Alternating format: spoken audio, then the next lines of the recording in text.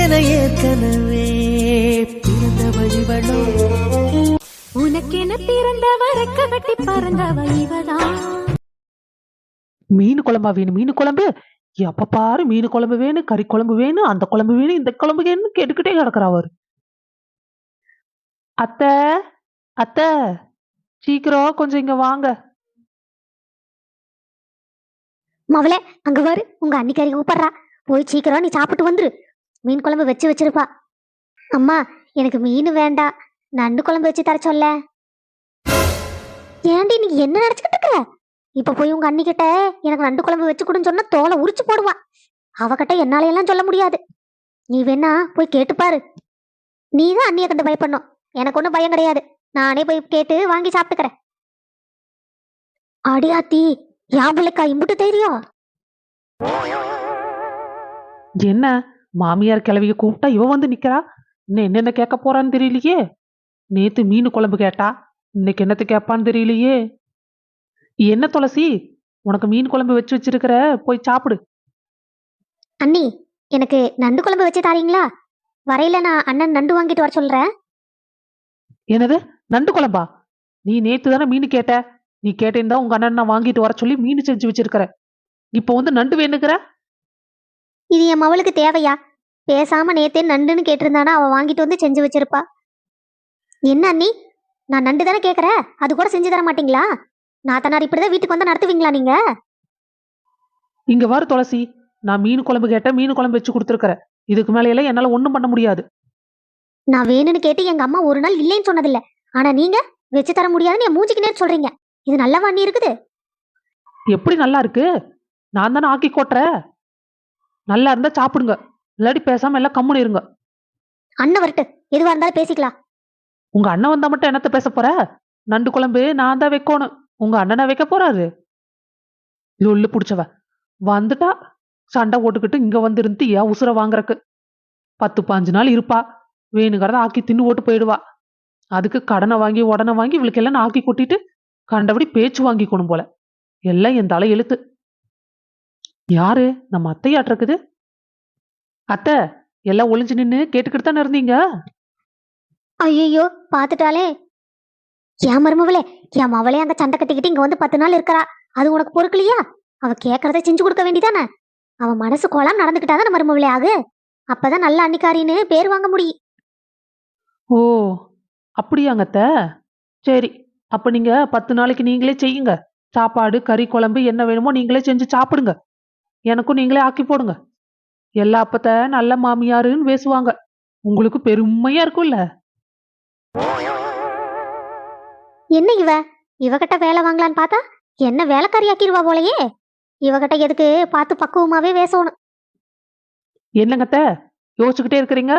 நல்ல மாமியார்னு பேர் வாங்கணுமில்ல. சீக்கிரம் களத்துல இறங்குங்க. என்ன மருமகளே நீ வச்ச மீன் குழம்பு பக்கத்து விட்டு வாசம் வர தூக்குது. நானு அதை விட்டு போட்டு எதுக்கு போய் கண்டதை செஞ்சுக்கிட்டு போறேன்?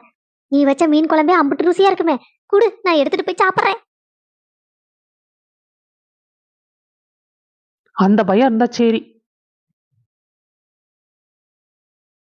என்னம்மா அது? ஏய், நீ கேட்டியில்ல அந்த மீன் குழம்புதே. நானு நண்டு குழம்பு கேட்டேன். ஆட, இது நீ நேத்து கேட்ட மீன் குழம்பு. நேத்த மீன் குழம்பு அம்புட்டு ருசியா இருக்கு. அத என்னம்மா நீ மாமியார் மாதிரி நடந்துக்க சொன்னா இப்படி நடந்துக்கிற? அண்ணிய மிரட்டி கைக்குள்ள வச்சுக்கோ. இப்படி எல்லாம் பயந்துகிட்டு கிடக்காத. அவளை கண்டு எனக்கு ஒன்றும் பயம் கிடையாது. அவ முளைச்சு 3 இலைய விடும்போது நான் மரமா ஆயிட்டேன், தெரிஞ்சுக்கோ. அப்புறம் எதுக்கு இதை வாங்கிட்டு வந்த? அடங்க வாரே, நீ வந்து 10 நாள் இருக்கணுங்கிற. உங்க அன்னிக்காரி சரின்னு சொல்லினா ஒரு நாள் கூட இங்க உருக்க விடமாண்டா. பார்த்து பக்குவமா நடந்துக்கோணும். அது இல்லாம இன்னைக்கு வாய்க்கு ருசியா மீன் குழம்பு வச்சிருக்கிறா. அதை வேண்டான்னு சொன்னா எல்லா அவளையும் தின்னு ஓடுவா. நாம மீன் குழம்பு தின்னு போட்டு பொறுமையா சண்டை ஓடுவோம், புரியுதா? பெரியமா, வள்ளி, வா வா. என்ன பெரியமா, மீன் குழம்பு வச்சிருப்பாங்களாட்ட இருக்குது. பெரியமா, மீன் குழம்பு வாசம் எங்க ஊர் வரைக்கும் அடிக்குது. அதனால சாப்பிட்டு போலான்னு வந்தேன். அதுக்குன்னு வள்ளி, நம்ம வீட்டுல சாப்பிட்றதுக்கு இதெல்லாம் கேட்கணுமா? இந்தா நீ சாப்பிடு. உங்க அன்னிக்காரி மீன் குழம்பு துளசிக்கு வச்சா, துளசி வேண்டான்ட்டா. நீயாவது சாப்பிடு. என்னது, கை கெட்டுனது வாய் கெட்டாம போயிரும் போலயே. இன்னும் நாம ரோசம் பார்த்துக்கிட்டு இருந்தோம், நம்மளுக்கு இந்த மீன் குழம்பும் மிஞ்சாது. அம்மா, என்னம்மா, அண்ணி எனக்காக எவ்வளவு கஷ்டப்பட்டு செஞ்சிருக்கிறாங்க. அவங்க மனசு கோணக்கூடாது இல்ல. கொண்டா, நானே சாப்பிட்றேன். அப்படி வா என் வலிக்கு. எப்படி மருமவளே, சாதிச்சிட்டனுல்ல? இதுக்கு எதுக்குடா நீங்க வெள்ளையும் சொல்லையுமா அலையோன்னு? கொழுந்தனாரே, இன்னும் எத்தனை நாளைக்கு தான் இப்படியே இருப்பீங்க?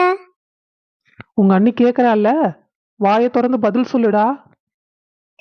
கொழுந்தனாரே, வாயை திறந்து பேசுனாதானே உங்க மனசுல என்ன இருக்குன்னு எனக்கு தெரியும். என் மனசுல ஒண்ணும் இல்ல அண்ணி, நீ அதை பத்தி எதுவும் பேச வேண்டாம். என்னடா வெடுக்குன்னு பேசுற? என்ன இது புது பழக்கம்? உங்க அண்ணிட்ட இப்படிதான் பேசுவியா? ஏங்க, அவர் தான் ஏதோ கோவத்துல பேசுறாரு, நீங்க ஏன் அவரு கூட எசிரி போட்டுட்டு சண்டை போட்டுட்டு இருக்கீங்க? அவர் யார்கிட்ட பேசினாரு? அண்ணிங்கிற உரிமையில எங்கிட்ட தானே கோவப்படுறாரு. அன்னிக்கு கொழுந்தனாருக்கு நடுவுல நீங்க வராதீங்க. சரிதான் ஆத்தா, உனக்கு சப்போர்ட் பண்ணா நீ உன் கொழுந்தனாருக்கே சப்போர்ட் பண்ற. அம்மா சொல்றது உண்மைதான். அவன் தப்பே பண்ணாலே அவனுக்கு எடுக்கிறது நீதான். கொழுந்தனாரே, உங்க அண்ணன் பேசுறதை விடுங்க. நீங்க சொல்லுங்க, உங்க மனசுல என்ன இருக்கு? இப்படியே எவ்வளவு நாளைக்கு தான் இருக்க முடியும்? நாம வேற பொண்ணு பார்க்க ஆரம்பிச்சிடலாம். நீங்க சொல்லுங்க, பிந்து கல்யாணத்துக்கு முன்னாடியே உங்க கல்யாணத்தை முடிச்சிடலாம். அண்ணி, ஒரு தடவை நான் ஏமாந்துட்டேன். என்னால திரும்ப திரும்ப ஏமாற முடியாது. நான் இதுல இருந்து வெளியே வரக்கே எனக்கு கொஞ்சம் நாள் ஆகும். என்ன இப்படியே விட்டுருங்க. ஒரு வார்த்தைக்கு கூட பிந்து என்கிட்ட இந்த உண்மையை சொல்லியிருக்கலாம். ஆனா அவளுக்கு கூட என் மேல நம்பிக்கை இல்லை பாருங்க. அதை நினைக்கும் போதுதான் எனக்கு ரொம்ப கஷ்டமா இருக்கு. தம்பி, பிந்துக்கு உங்க மேல நம்பிக்கை இல்லைன்னு சொல்ல முடியாது. ஆனா அவளே அவங்க அண்ணங்கிட்ட சொல்லலாம் தான் பார்த்துட்டு இருந்தா. வள்ளி பண்ண தப்புக்கு நம்ம பிந்து மேல கோச்சிக்கிறது நல்லாவா இருக்கு? அண்ணி, நான் யார் மேலேயும் கோவமா இல்லை. இப்போ கோவப்படுற நிலைமையிலயும் நான் இல்லை. நான் கொஞ்ச நேரம் தனியா இருக்கணும்னு நினைக்கிறேன். என்ன இங்கேயே இறக்கி விட்டுறீங்களா? எதுக்கு மறுபடியும் தண்ணியை போட்டுட்டு போய் ஊடு ஊடா சண்டை வாங்கிட்டு இருக்கிறக்கா? உன் பேரு எப்படி கெட்டு குட்டிச்சுவரா போயிருக்கு தெரியுமாடா? நீ இங்க உட்காந்து அழுது கஷ்டப்பட்டுக்கிட்டு இருக்கிற. ஆனா அந்த புள்ள அங்க அவனை கல்யாணம் பண்ணிக்கிட்டு சந்தோஷமா இருக்க போகுது. நீ கஷ்டப்படுறது இல்லாம நம்ம குடும்பத்தையும் சேர்த்து கஷ்டப்படுத்துவ நீ, அப்படித்தானே? அண்ணா, என்னால யாருக்கும் கஷ்டம் வேண்டாம். நான் ஊருக்கு போறேன். போய் அம்மாச்சி தாத்தா கூட கொஞ்ச நாள் இருந்துட்டு வரேன். குழந்தனாரே, இப்படி நீங்க பயந்து பயந்து ஓடுனீங்கன்னா எத்தனை நாளைக்கு ஓடிக்கிட்டே இருப்பீங்க? காலம் முழுக்க ஓடிக்கிட்டு தான் இருக்கணும். நீங்க எதிர்த்து நிக்கணும். அப்பதான் அந்த மனசுல இருக்க கஷ்டங்கள்லாம் பயந்து ஓடும். அதுக்காக தான் சொல்றேன், நீங்க இங்கேயே பிந்து முன்னாடி வாழ்ந்து காட்டணும். இப்படி ஒரு பையன் நம்ம இழந்துட்டோமே பிந்து ஒரு கட்டத்துல வருத்தப்படணும். அண்ணி, ராகுல் படிச்சவன், நல்ல வேலையில சேர்ந்துட்டான், கை நிறைய சம்பாதிக்கிறான், பிந்துவை நல்லா பார்த்துக்குவான். அவ எதுக்கு என்னை பார்த்து கவலைப்படணும்? அவளை என்னை பார்த்து வருத்தப்படவெல்லாம் மாட்டா. நீங்க என் மன ஆறுதலுக்காக அப்படி சொல்லலாம். ஆனா இது உண்மையில நடக்க வாய்ப்பில்லை இல்ல நீ. பாரு பாரு, முட்டா பைய எப்படி பேசுறான் பாரு. அவனே குறைச்சி எடை போட்டுக்கிறான். குழந்தனாரே, கம்முன்னு நீங்க ஒரு வேலைக்கு போங்களேன். என்னது வேலைக்கா? ஆமாங்க, அவர் வேலைக்கு போனாதான் எல்லாம் சரிப்பட்டு வரும். பாத்தீங்களா அண்ணி, நீங்க கூட என்ன கிண்டல் பண்றீங்கல்ல. நான் 10வது தான் படிச்சிருக்கேன். எனக்கு யாரு வேலை கொடுப்பா? நீங்க கூட என்னை எப்படி கிண்டல் பண்றீங்க பாருங்க. குழந்தனாரே, நான் ஒன்றும் கிண்டல் பண்ணல. நீங்க வேலைக்கு போறீங்க, அது என்னோட பொறுப்பு. சரியா? சரின்னு சொல்லுடா. உங்க அண்ணிதா இப்படி ஒரு வாக்கு கொடுக்கறாளே, கொடுக்கும்போதே வாங்கிக்கோ. அவ்வளோதான், மௌனம் சம்மதத்துக்கு அறிகுறின்னு சொல்லலாம்.